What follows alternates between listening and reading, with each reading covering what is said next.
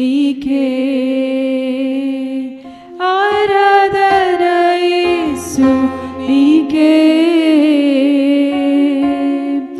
ఆరాధన యేసు నీకే నీ చిత్తమునే చేసేదా నీ మాటలోనే నడిచెదా నీ వాక్యములోనే నిలిచెదా నిన్ను వెంబడించెదా నీ చిత్తమునే చేసేదా నీ బాటలో నడిచెదా నీ వాక్యములోనే నిలిచెదా నిన్ను వెంబడించెదా ఆరాధన యేసు నీకే ఆరాధన యేసు నీకే ఆరాధన యేసు నీకే ఆరాధన యేసు నీకే ఓ ఆరాధన యేసు నీకే ఆరాధన యేసు నీకే అవునేసయ్యా ఆరాధన యేసు నీకే యేసయ్యా ఆరాధన యేసు నీకే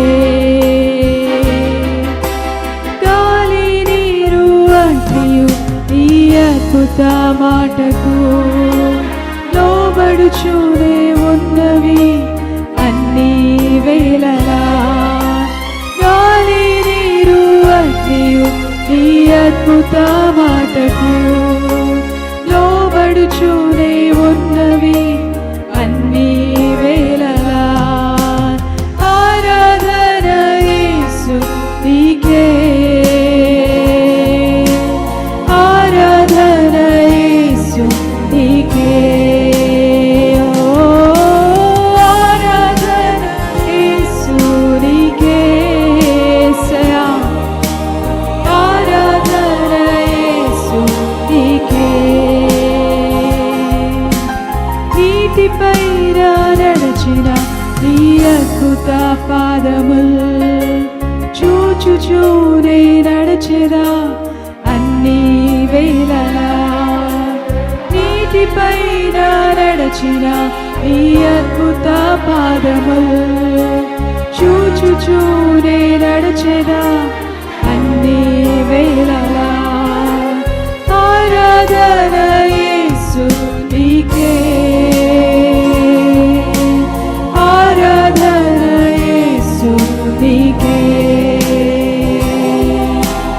ఆరాధన యేసు నీకే యేసయ్యా ఆరాధన యేసు నీకే ఓ ఆరాధన యేసు నీకే యేసయ్యా ఆరాధన యేసు నీకే ఓ ఆరాధన యేసు నీకే ఆరాధన యేసు నీకే నీ చిత్తమునే చేసేదా నీ బాటలో నడిచెదా నీ వాక్యములోనే నిలిచెదా నిన్ను వెంబడించెదా నీ చిత్తమునే చేసేదా నీ బాటలో నడిచెదా నీ మార్గములోనే నిలిచెదా నిన్ను వెంబడించెదా ఆరాధన యేసు నీకే ఆరాధన యేసు నీకే ఆరాధన యేసు నీకే ఆరాధన యేసు నీకే ఓ ఆరాధన యేసు నీకే ఆరాధన యేసు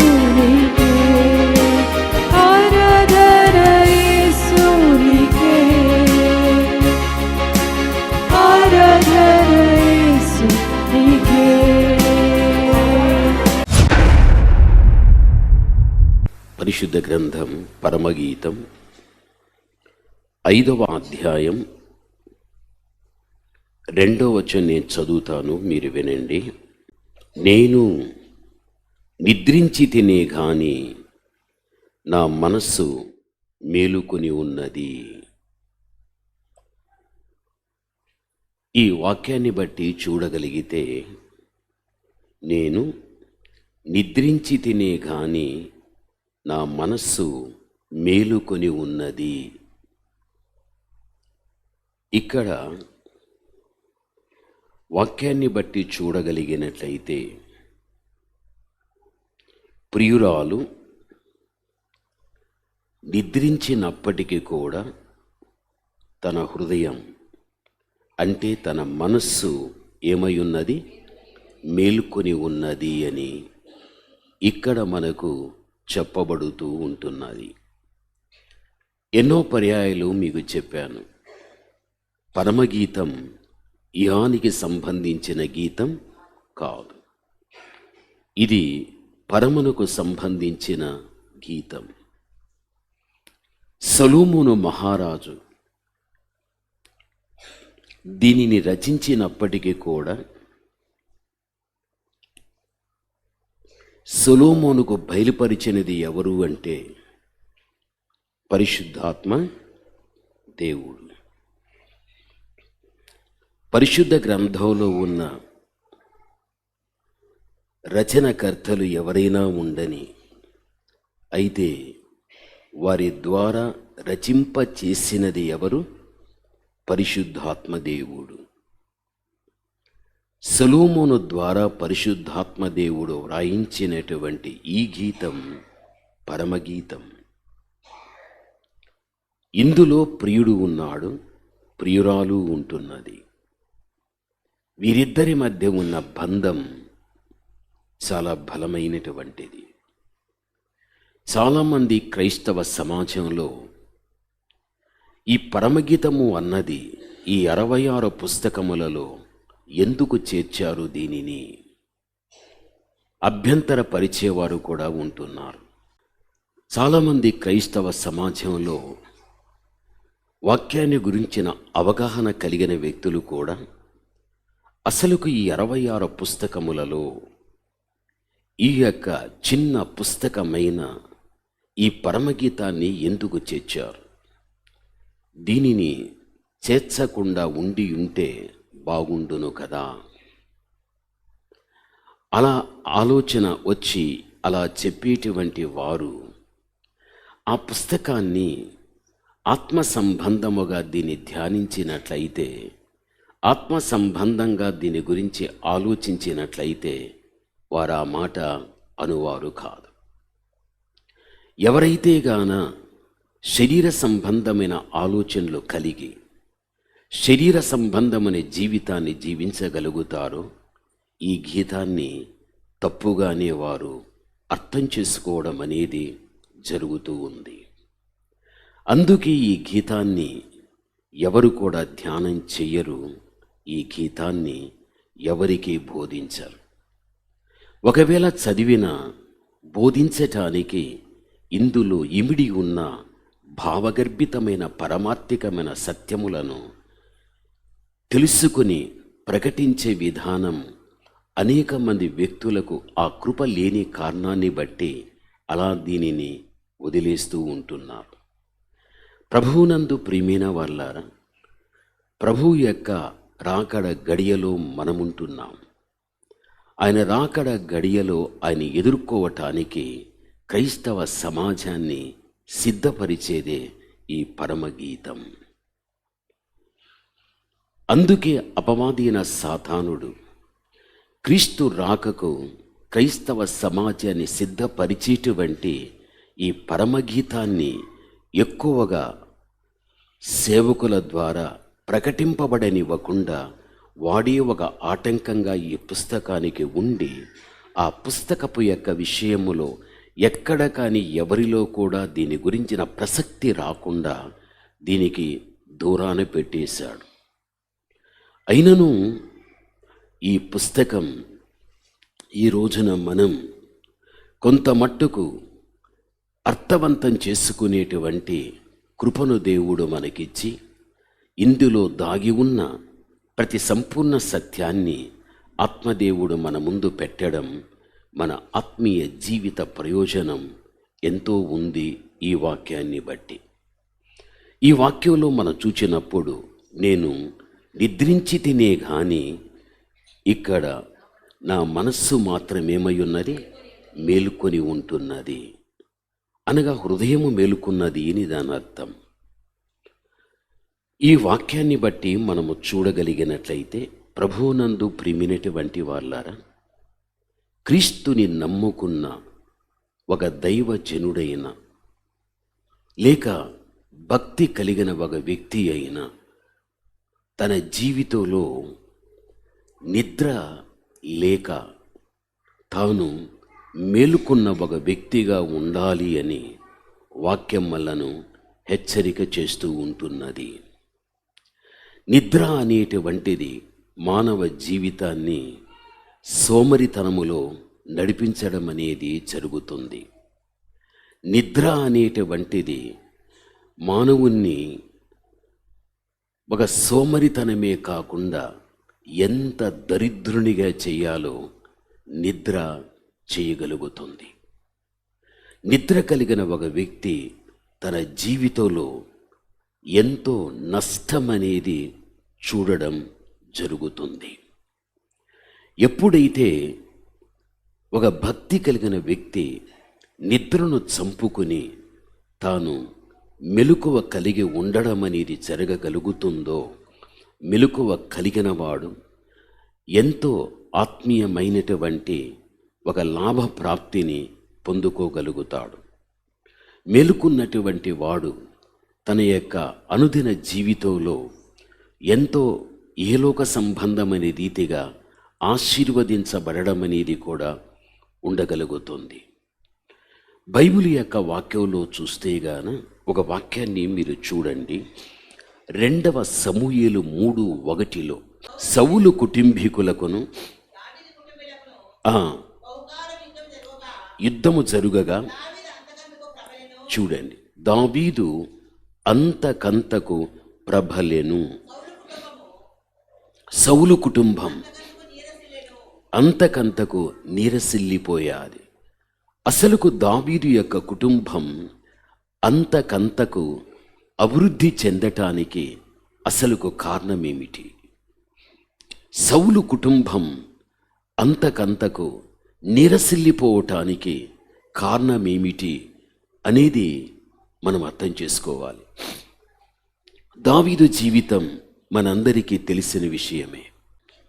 దావీదు యొక్క జీవితం మనందరికీ తెలిసిన విషయమే. దావీదు గొర్రెలు మేపేటువంటి ఒక కాపరి. అతని ప్రారంభపు యొక్క స్థితి ఇహలోకపరంగా అంత ఉన్నతమైనటువంటి స్థితి మాత్రం కానే కాదు. గొర్రెలు కాసే కాపరిని గురించి మీ అందరికీ తెలిసిన విషయమే. అలాంటి అడవిలో గొర్రెలు కాసే దావీదును దేవుడు తీసుకొని అతని ఒక నగరములో చేర్చి ఒక సింహాసనం మీద కూర్చోబెట్టి శిరస్సున కిరీటాన్ని పెట్టి లక్షలాది మంది ప్రజలను తన చేతికిచ్చి, వీరిని నీవు పాలించు. దావీదు యొక్క జీవితంలో ఎంత తాను దారిద్రతలో ఉన్నప్పటికీ కూడా ధనవంతుని దేవుడు చేసేశాడు. సంవత్సరములు గడుస్తున్నాయి. దావీదు వాటిని పొందుకుంటూ ఉన్నాడు. సంవత్సరములు పొందుకునే కొలది అభివృద్ధి తప్ప ఎక్కడ కానీ అతడు అంతకంతకు నీరసిల్లిపోయిన పరిస్థితి, తగ్గిపోయిన పరిస్థితి కనిపించదు.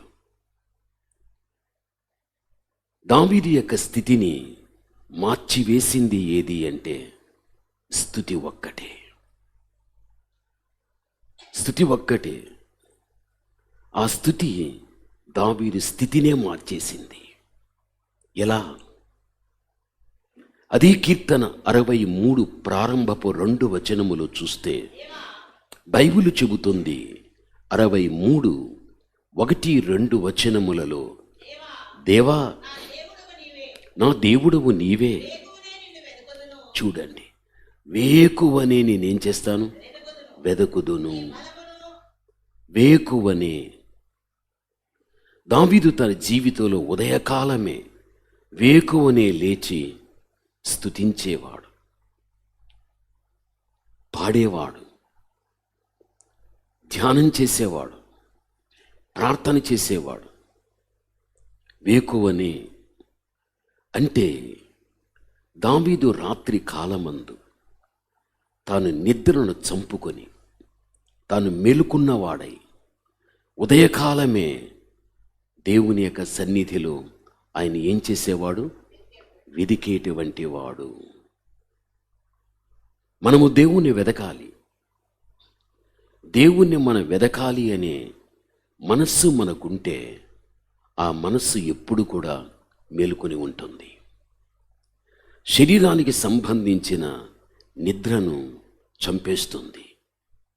ఎప్పుడైతే మనము నిద్రను చంపుకుంటామో, నిద్ర దేహానికి సంబంధించినది. దీన్ని ఎప్పుడు మనము చంపుకొని మనము మనస్సుతో మనం మేలుకొని ఎప్పుడైతే రాత్రి కాలమందు మనము దేవుని స్తుతించడం, ప్రార్థించడం, స్తోత్రించడం, ధ్యానించడం ఇది నీ జీవితంలో జరుగుతూ వస్తుందో అదే నిన్ను అంతకంతకు నేనేం చేస్తుంది? అభివృద్ధి పరుస్తుంది. దావీదు యొక్క జీవితంలో తన వ్యక్తిగత విషయమే కాదు, కానీ దావీదు కంటే ఒక కుటుంబం ఉంది. దావీదు కుటుంబాన్ని మనం ఏమనవచ్చు అంటే స్తుతి కుటుంబము అని చెప్పవచ్చు. అతడు చేసినటువంటి స్తుతే తన స్థితిని మార్చేసింది. తన స్థితి అరణ్యములో గొర్రెలు మేపేవాడు. ఆ స్థితిని మార్చి చిట్ట చివరికి అతని నగరములో సింహాసనం మీద కూర్చోబెట్టి అంతకంతకు తోడు అన్ని విషయాలలో కూడా వృద్ధి చెందగలిగాడు. నీవు దేవుని కుమార్తెవు, నువ్వు దేవుని కుమారుడవు. దేవుడు బహుమానంగా నీ మీద ఉన్న ప్రేమను బట్టి నీకిచ్చిన సంవత్సరంలో, నీ అనుదిన జీవితంలో నీవు నిద్రను చంపు, మనస్సుతో మేల్కొన్న వ్యక్తివిగా ఉండి నువ్వు స్తుతించు. నీ స్థితి మారుతుంది.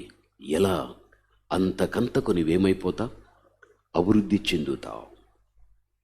ఇదేదో మాటలు చెప్పి మోసం చెయ్యాలని కాదు, మాటలు చెప్పి నిన్ను మాయ చేయాలని కానీ కాదు. ఒక భక్తి కలిగిన వ్యక్తి భక్తుల యొక్క అనుభవాల గురించి విన్నప్పుడు ఆ భక్తుని వలె నేనెందుకు ఉండకూడదు అని నీవు దేవునికి ఆయన ఇచ్చిన సమయాన్ని ఆయనకే ఇచ్చి వారి అనుభవాలు నీలోనికి రావడం జరిగితే తప్పనిసరిగా ఏ లోకపరంగా అంతకు దేవుడు నిన్నేం చేస్తాడు? వృద్ధిలోనికి దేవుడు తీసుకుని రావడం జరుగుతుంది. అందుకే బైబిల్ చెబుతుంది, నేను నిద్రించి తినే కానీ నా మనస్సు ఏమై ఉన్నది? మేలుకొని ఉన్నది. నా మనస్సు మేలుకొని ఉన్నది. నా మనస్సు మేలుకొని ఉన్నది అని ఆ పరమగీతములోని నీవు చూడు. బైబిల్ ఏం చెబుతుంది అంటే చివరి మాట, నాకు తలుపు తీయమనుచు నా ప్రియుడు వాకిలి తట్టుచూ ఉన్నాడు. నాకు తలుపు తీ, నా తలుపు ఏం చేస్తున్నాడు? తట్టుచూ ఉంటున్నాడు. అనగా దేవుడు తలుపు తట్టేవాడై ఉంటున్నాడు అంటే నిద్రలో ఉన్న ఒక వ్యక్తి ఆ శబ్దమును విని మేల్కొని తలుపు తీసే వ్యక్తిగా ఉండాలి అని. మన దేవుడు ఎప్పుడు కానీ తట్టేవాడే. నిద్రలో ఉండే ప్రతి వ్యక్తిని కూడా మేల్కొల్పేవాడే. మనం మేల్కోవాలి. అని సన్నిధానంలో మనము కనిపెట్టాలి. అప్పుడే అది నిన్ను ఎంతో వృద్ధికి తీసుకుని రావడం జరుగుతుంది. సామెతల్లో ఒక మాట ఉంది, నీవు చూడు. అదే పరిశుద్ధ గ్రంథం 20వ అధ్యాయం 13వ వచనములో మనం చూస్తే గాన చూడండి, లేమికి భయపడి, చూడండి, లేమికి భయపడి నిద్రయందు ఆసక్తిని విడువుము. నీవు మేలుకొని ఉండిన ఎడల ఆహారము తిని తృప్తి చెందుతావు. నీవు బైబిల్ చెప్పబడుతూ ఉంది, సొలొమోను మహారాజు పరమగీతము రచించాడు. ఇదే సొలొమోను మహారాజు సామెతలు రచించాడు. ఆత్మదేవుడు సొలొమోను ద్వారా వ్రాయించినది, నేను నిద్రించి తినే కానీ నా మనస్సు ఏమై ఉన్నది, మేలుకొని ఉంటున్నది. అంతేకాదు, వాకిట నా ప్రియుడు ఏం చేస్తున్నాడు, తట్టుతూ ఉన్నాడు. వాకిట వచ్చి నా ప్రియుడు తట్టుతున్నాడంటే నన్ను మేలుకొల్పుతున్నాడు. ఆయన ద్వారా మేలుకొల్పబడిన నేను తలుపు తీస్తున్నాను. అయితే క్రైస్తవుడు ఈ రోజున దేనికి భయపడాలి? లేమికి భయపడాలి. మళ్ళీ చదువు మా వాక్యం. లేమికి భయపడి నిద్రయందు ఆసక్తి విడిచిపెట్టు. నువ్వు మేలుకొని ఉంటే ఆహారము తిని తృప్తి చెందగలుగుతావు. లేమి అంటే దరిద్రత, పేదరికం. నాకు పేదరికం రాకూడదు అంటే, నీకు పేదరికం రాకూడదు అంటే, మనం ఆ పేదరికము నుండి, ఆ దరిద్రత నుండి ఒక ఉన్నతమైన స్థితికి మనము రావాలి అంటే మనం నిద్రను మనం ఏం చేయాలి? చంపుకోవాలి. బైబిల్ అది చెబుతుంది, లేమికి భయపడి నిద్రయందు ఆసక్తిని విడిచిపెట్టు. ఈ రోజుల్లో అనేక మంది వ్యక్తులకు దేని విషయంలో ఆసక్తి ఉంది అంటే నిద్రపోవాలి, నిద్రపోవాలి, నిద్రపోవాలి. నువ్వు ఎంత నిద్రపోతావో అంత దరిద్రత నీ చుట్టూ ఉంటుంది. నువ్వెంత నిద్రపోతావో అంత పేదరికం నీకుంటుంది. నువ్వెంత నిద్రపోగలుగుతావో ప్రతి ఆశీర్వాదానికి నువ్వు దూరం అయిపోతూ ఉంటావు. అందుకే ఈ రోజున మనిషిని జీవితంలో దేని యందు ఆసక్తి ఉంది అంటే నిద్ర, నిద్ర, నిద్ర. దాన్ని విడిచిపెట్టు అంటున్నాడు దేవుడు. ఒకవేళ నువ్వు మేలుకున్న వాడివైతే, మేలుకున్న దానివైతే ఆహారాన్ని తిని నీవేమై ఉంటావు? నీవు ఎంతో తృప్తిగా ఉంటావు, సంతృప్తిగా ఉంటావు. అంటే మేలుకొనుటను బట్టి ఆహారము తిని సంతృప్తిగా ఉంటావు అంటే నిద్రను చంపుకున్నవాడు, మేలుకున్న ఒక వ్యక్తి కష్టపడుతాడు. మేలుకున్న వ్యక్తి ఇది చెయ్యాలి, అది చెయ్యాలి, నేను వృద్ధి చెందటానికి, ఒక లాభాన్ని పొందటానికి, లేకపోతే నా కాళ్ళపై నిలబడటానికి, లేక నా మీద ఆధారపడిన వారిని పోషించటానికి నేను ఏం చెయ్యాలి అని మేలుకున్నవాడు అనేకమైన ఆలోచనలు కలిగి, తనకొచ్చిన మంచి ఆలోచనలు అభివృద్ధికి మూలంగా ఉంటాయి. కాబట్టే తనను అభివృద్ధిలోనికి తీసుకువెళ్ళేది ఏదైతే ఉంటున్నదో మేలుకున్నవాడు ఆ విషయములో కష్టపడి వాడు పని చేయటను బట్టి వాడు సమృద్ధిగా ఆహారాన్ని సంపాదించుకుంటున్నాడు. సంపాదించుకున్నవాడు తిని సంతృప్తి పొందుతూ ఉన్నాడు. అందుకే దేవుని యొక్క బిడ్డలైన మన జీవితంలో మనము ఆహారాన్ని సంపాదించుకోవాలి, అది తిని సంతృప్తి పొందాలి. మన జీవితానికి ఒక ఆధారం ఉండాలి అంటే మొదట నీవు దేని యందు ఆసక్తి విడిచిపెట్టాలి? నిద్ర యందు. నీవెప్పుడు కూడా మేలుకున్న వ్యక్తివైతే, మేలుకున్న ప్రతి వ్యక్తి నేను వృద్ధి చెందటానికి ఏం చేయాలి అని ఆలోచన వచ్చినప్పుడు ఆ వచ్చిన ఆలోచనలో నీ సమయమంతా ఇచ్చి అక్కడ కష్టపడి నీవు ఆ కష్టాన్ని బట్టి వృద్ధి చెందుతూ నీవు రాగలుగుతావు. బైబిల్ అదే చెబుతుంది. దావీదు యొక్క జీవితంలో వేకువనే నేనేం చేసేదని, నేను లేచాను, నేను వెదికాను, నా ప్రాణం తృష్టుకొనుచున్నది, దేవుని విషయంలో నేను ఆశ కలిగి ఉంటున్నాను. ఇవన్నీ దావీదు జీవితంలో మనం చూస్తున్నాం. సంవత్సరాల కొద్దీ ఆ అనుభవమే అతని అంతకంతకు ఏం చేసింది? అభివృద్ధిలోనికి తీసుకుని వచ్చింది.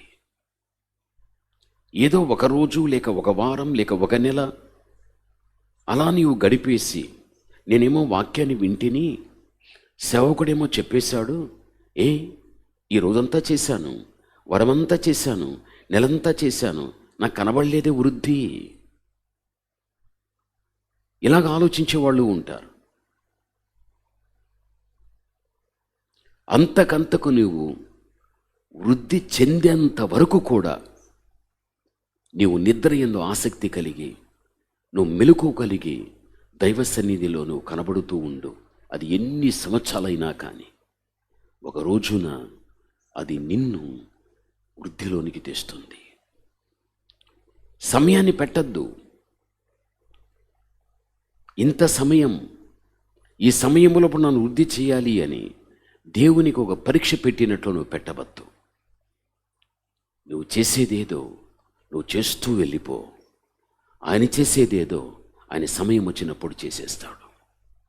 అప్పుడు ఇదే సంఘంలో నువ్వు అంటావు, ఒకప్పుడు ఏమీ లేని దాన్ని, ఒకప్పుడు నేను ఏమీ లేని వాడను, అయితే ఈరోజు నీ సంఘంలో సమస్తాన్ని కలిగి ఉన్నా.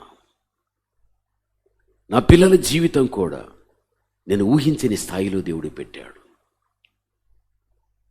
మన సంఘంలో ఒక అన్న చెప్పేవాడు, అన్న ఒకప్పుడు ₹1 కోసం కూడా తహతహలాడేవాణ్ణి, ₹1 కోసం కూడా తహతహలాడేవాణ్ణి.